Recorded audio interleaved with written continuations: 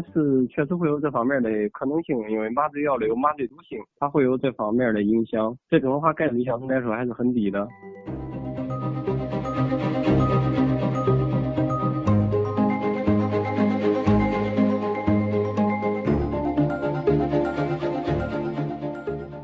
这个是给他说了，他可以去做，因为我们医院是做不了，可以去别的医院做检查嘛。